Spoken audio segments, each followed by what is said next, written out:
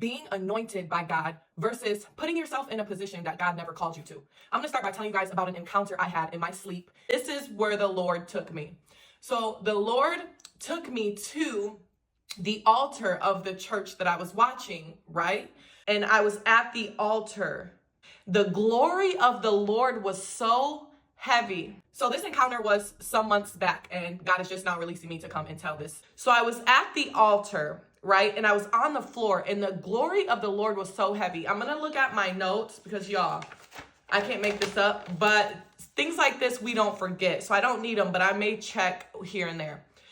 The glory of the Lord was so heavy in that room that I could not stand. I was on the floor and something was just had me down. I couldn't even lift my head. Do you understand what I'm saying to you?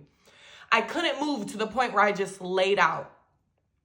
I reached my hand up towards like the pastor, or just up and out towards in front of me. The pastor grabbed my hand and kind of like was swaying with me back and forth. There was a really bright yellow/golden hue in this room. It was so bright. It was like, it was just so bright. It was the glory of the Lord. Oil began pouring down my head, down my face. I had my glasses on. There was so much oil coming down on me that I couldn't even see. I couldn't even open my eyes. My lenses on my glasses were covered in oil. It was so much to the point I was almost drowning in oil. I started to kind of get scared, right? And then my granny showed up and she was supporting me.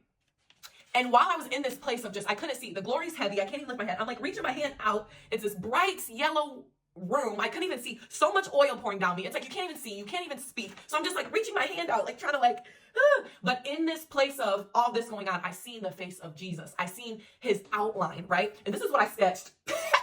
Did not do Jesus justice, but this is kind of what I seen was just the outline structure. And do you see how I made his jaw? His jawline was so structured. His nose was long, and it was so chiseled, almost like Handsome Squidward vibes. We cannot put ourselves in positions that God himself or the Holy Spirit itself did not anoint us for. A lot of us are walking in positions, are putting titles on ourselves that the Holy Spirit never anointed us for.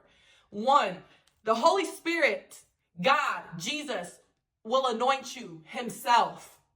Two, you usually will get a confirmation from a leader, someone that you sit under. A lot of people giving themselves titles and putting themselves in positions and starting up things that God never anointed them to do.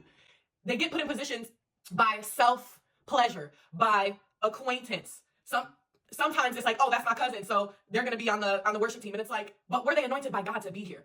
Sometimes it's like, I'm moving out of my own fear, my own traumas. And it's like, I just want to prove. And listen, I've been guilty of this myself in my past, trying to prove to people from my past that God has called me to something big, that I wasn't a low life, that I wasn't a slip up. You know what I mean? And so we do things based out of our own traumas that the Lord never anointed us to do. And so I know we have that zeal when we first come to Christ. And it's like, we want to spread the gospel. We want to do this. We want to do that. But if you are not anointed by God to do this, your ministry will fail. There'll be no real glory there. And when you get all of the criticism and attacks and the persecution that comes with that calling or that position, you won't be able to withstand because you were never anointed by God to be there in the first place. And this is why we need to watch who we put our mouth on, because a lot of people are persecuting leaders because they're doing well, because their platforms are large and growing. And the reason why their platforms just continue to grow even larger and then yours slowly starts disappearing is because they were anointed to do so. So it doesn't matter what comes up against them. And me personally, anything I do is only led by the Holy Spirit. I don't go and come up with ideas by myself and say, yeah, I'm going to start this Bible study group up. No, just because I want to. If the Lord don't triple confirm or show me himself, anything that you've ever seen me do, the Lord gave me an encounter. The Lord spoke it to me. The Lord dropped that thing in my spirit so heavy that I knew it was him. And so I don't need people telling me, oh, are you sure you should do this? You're ready to do this? Because baby, I know that I know that I know. I have an intimate relationship with the Holy Spirit. And this is something he told us to do. So sometimes we have to be careful because we idolize people, even leaders, over the Holy Spirit. God don't care about a mentor. God don't care about none of that. Okay? When it comes to being obedient to what he's telling you to do. But you have so much loyalty and you don't want to disrespect and you want to have favor with your leader and you don't want to be out of bounds that we've muzzled ourselves and held back when God has been telling you the time is now. So this is why it's important to have a deep, intimate relationship with the Holy Spirit, because God will anoint you. God will give you the name of your business. God showed me the logo, the title, the name. God showed me. I didn't on my own say, oh, I want to do this. No title, nothing in ministry is better than the other. If you're called to be a pastor, a minister, a worship leader, those are all so powerful and needed. Do it to the best of your ability.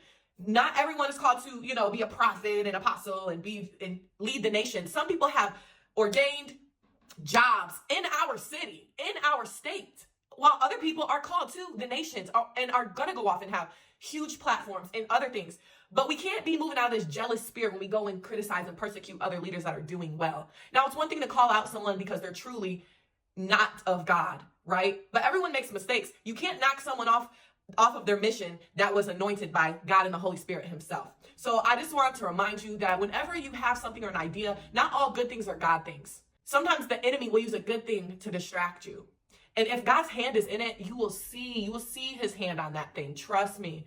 But that's why we have to truly seek God before we just go starting up stuff and doing things and putting ourselves in positions and giving ourselves titles that the Holy Spirit himself did not give you.